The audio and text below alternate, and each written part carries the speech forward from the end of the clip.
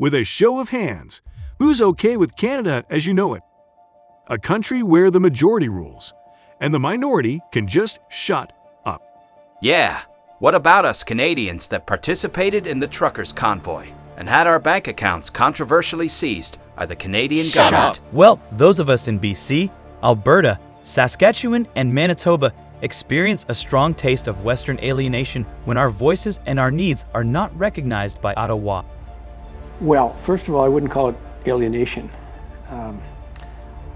I'd call it injustice, and I'd call it a growing awareness. I mean, isn't Canada supposed to be a democracy and the government representation proportional? Shut up. But what about the multitude of Indigenous tribes throughout Canada who do not have access to clean, running water? Also, what about honesty and immediate action to support our community after Canada concealed thousands of first-hand testimonies from First Nation, residential school children?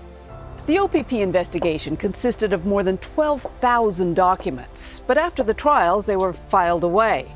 The police had them, of course. The government would later admit it had copies too.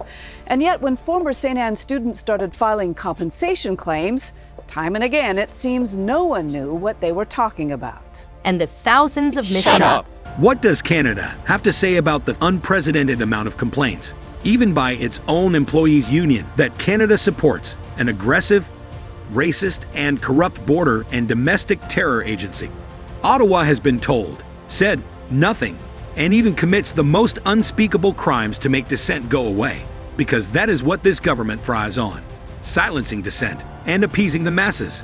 So, shut up. I will not shut up. We won't shut up. And after you watch this video, which is actually an expose, you will see just how your dissent is handled by Canada's government. Because if you had a slight inkling, they don't care what you're thinking. The answer is, of course, for your kind of discourse, you're left with no voice and, ultimately, no choice.